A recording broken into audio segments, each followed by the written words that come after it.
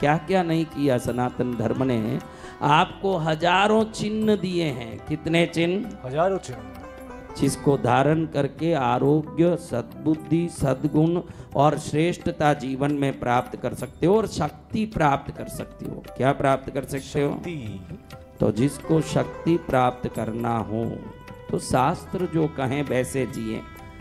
चोटी भी करती थी बहने, अब कहाँ कर रही है महाराज, ऐसे बाले खुला छोड़ के जा रही है। कई बार मेरे को लगे कि आजकल डाकन दिन में ही घूम रही है, फिर मालूम पड़े कि डाकन नहीं है, तो लड़कियां हैं सब जीन्स पैंट पहनी हुई, बाल ऐसे खुला छोड़ के।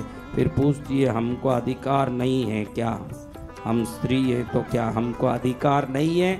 हमको भी अधिकार है, हमारी मर्जी जैसे हम जी सकते हैं। तेरे को अधिकार है तेरे मर्जी जैसे जीने की, तो लड़कों को अधिकार है तेरे को घूरने की, वो भी ध्यान रख, उनको भी अधिकार है। उस अधिकार में हाथ मत डाल, वो फिर ऐसे घूरेंगे कि तेरे घर में बिगाड़ा होगा। क्योंकि तेरा अधिकार तू दिखाने गई तो उनका अधिकार वो दिखाने गई, घर बिगड़ा। इसलिए लज्जा स्त्री का गहना है। कौन सी चीज? लज्जा।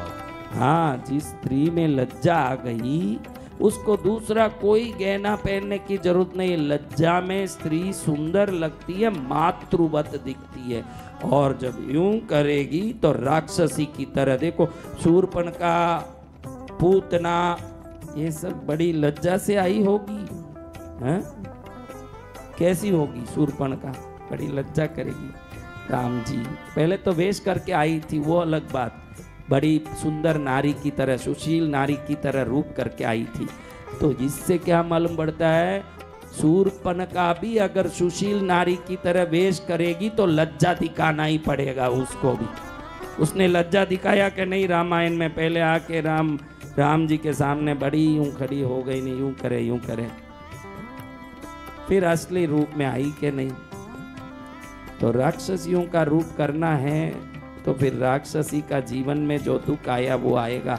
और जो सीता माता की तरह रहोगे तो कोई न कोई राम राम करके आपको ले जाएंगे अपने घर।